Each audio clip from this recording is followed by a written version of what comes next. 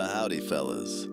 Welcome to the first video in the Smelter Workshop series, presented by Software Mansion and me, where I'll be showing you what Smelter is capable of. Before we begin, here's a quick reminder of what Smelter is.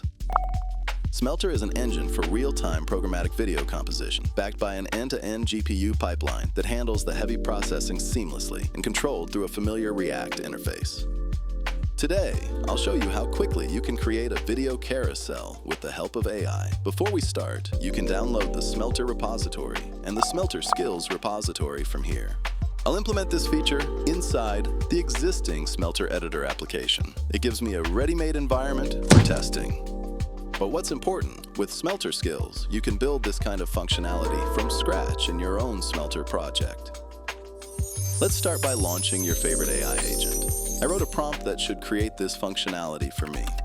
The point is, I want to create a carousel from video inputs. The carousel should be controlled with arrow keys. I want to be able to decide how many inputs are visible at the same time, set the animation speed, and position the carousel.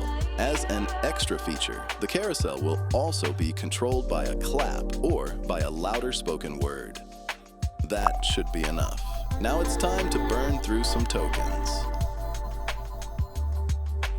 Let's see what we've got. As you can see, a new button for adding a carousel has appeared in the Layers and Streams panel. Let's test it. First, I'll add a few inputs. It works with the arrow keys. Now let's turn on the clap toggle. It works with a clap as well. As you can see, we can also do this with inputs from phone cameras or other devices. Imagine you need to show several streams on your screen at the same time and manage them in a convenient way without any extra hardware or additional tools. The prompt and all the links are available in the video description. I really encourage you to try it yourself, play around with it, and see what you can build. You can check the result live in the Smelter Editor app. The link is also available in the video description. Thanks for watching, and see you in the next videos from the Smelter Workshop series.